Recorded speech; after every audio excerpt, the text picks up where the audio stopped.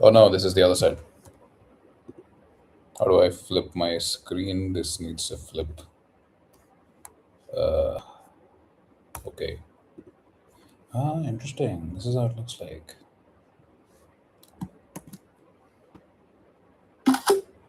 Interesting. Very interesting.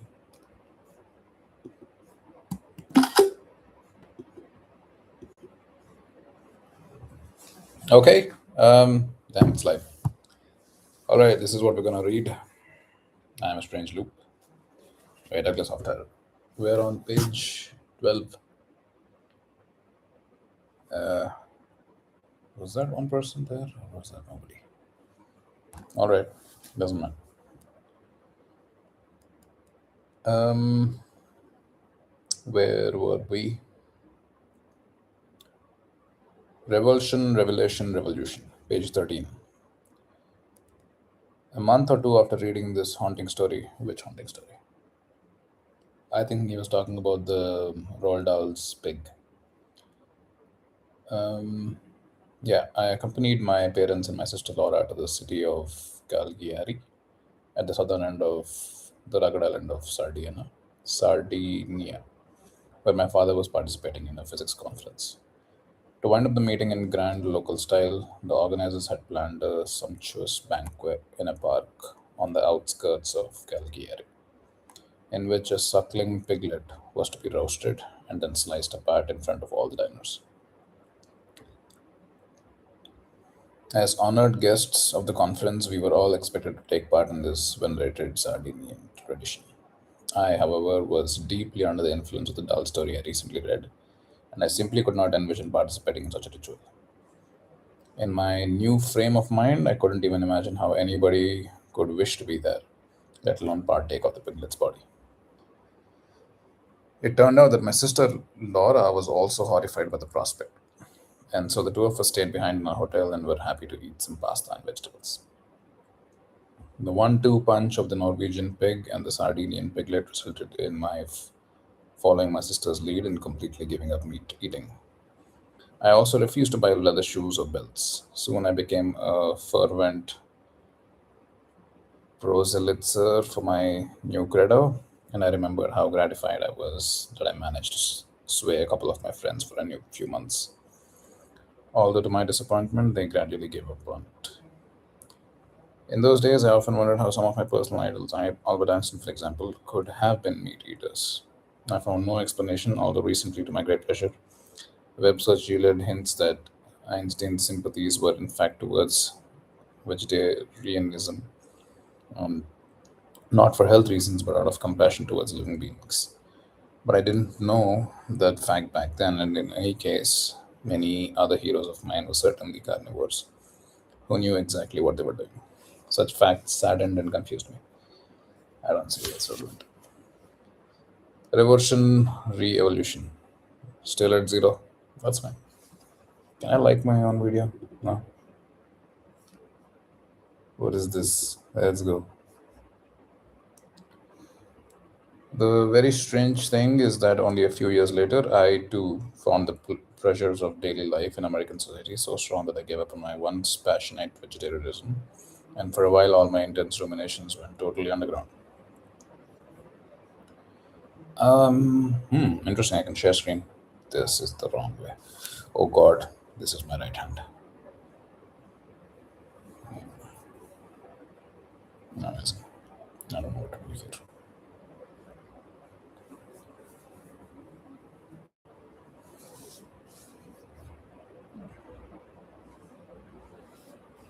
I think that the me of the mid 60s would have found this reversal totally unfathomable, and yet the two versions of me have both lived in the same very skull. Sorry, with the same person.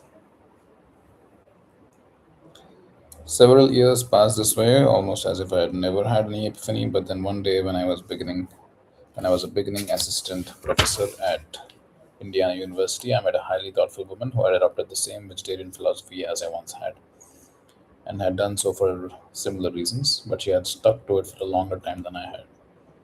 Sue and I became good friends, and I admired the purity of her stance.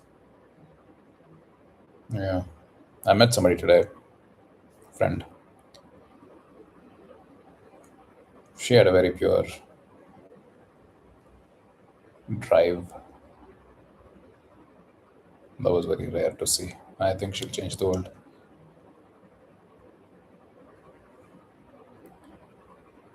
Yeah, she has a much deeper sense of passion than I do, than anybody that I personally know, actually.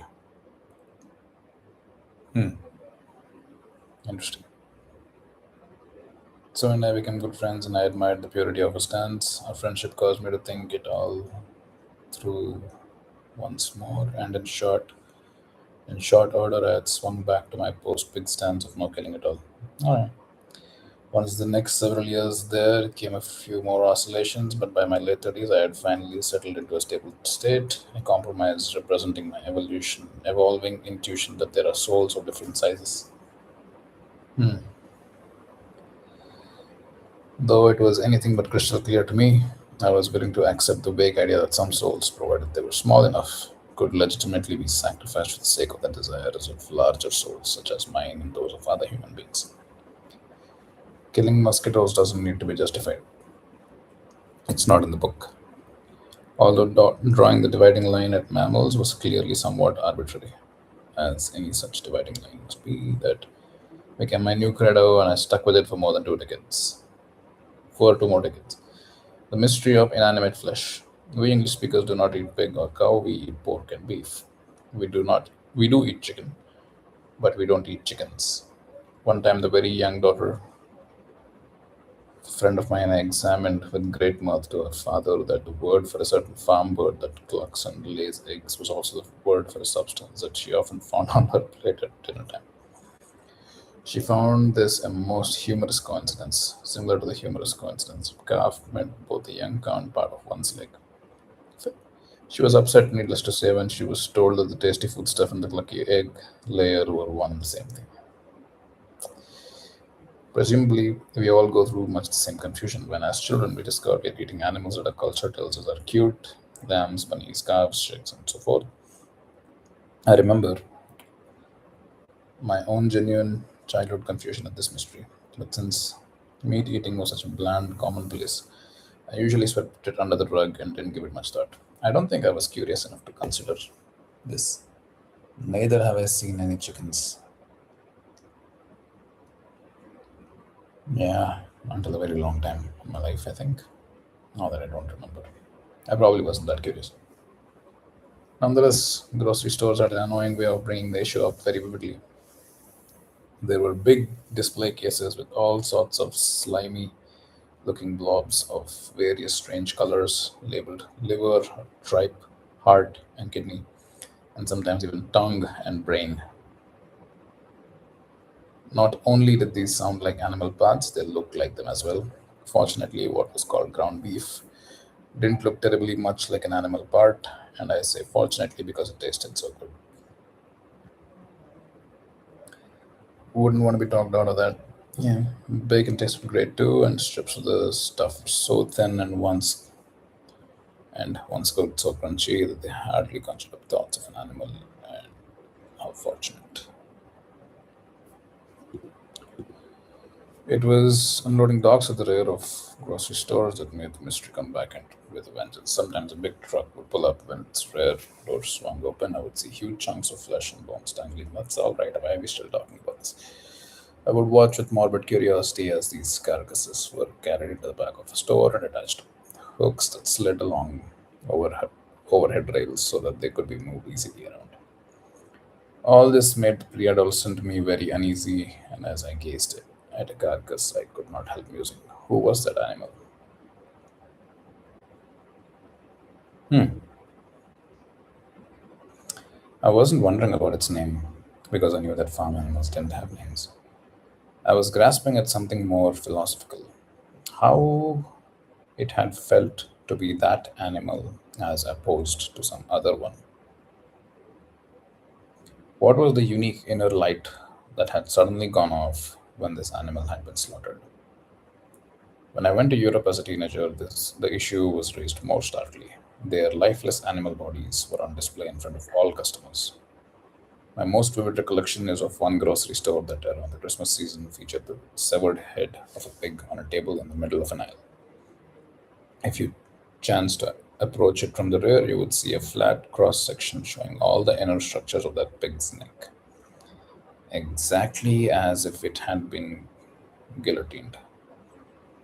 There were all these dense communication lines that had once connected all the far flung parts of this individual's body to the central headquarters in its head. Seen from the other side, this pig had what looked like a smile frozen on its face, and that gave me the creeps. Yeah. Once again, I couldn't help wondering who once had been in that head, who had lived there. Who, not what, who? Who had looked out through those eyes, heard through those ears? Who had this hunk of flesh really been? Was it a male or a female? No answers came, of course, and no other customers seemed to pay any attention to this display. It seemed to me that nobody else was facing the intense questions of life, death, and porcanal identity that the silent still had provoked so powerfully and agitatedly inside me. I sometimes ask myself the analogous question: if I squished an ant or clothed moth or mosquito, but not so often, my instincts told me that there was less meaning to the question who is in there in such cases. Nonetheless, the sight of a partly squished insect withering around on the floor would always give rise to some soul searching. I agree. Writhing around. And indeed, the reason I have raised all these grim images is not in order to persuade for a cause to which probably most of my readers have already given considerable thought. It is rather to raise the burning issue of what a soul is and who or what possesses one.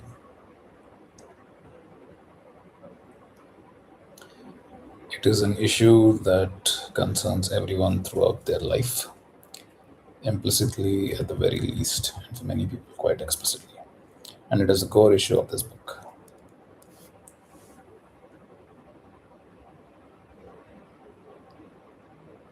It is so interesting that I was just trying out OpenClaw again. This is a friend's machine that I was trying out. We were just updating its soul.md. Is OpenClaw conscious? It's not, right? Give me some men who are stouter souled men. My laptop is running out of charge. The day is running out of charge. I'm running out of charge. We'll speak soon. And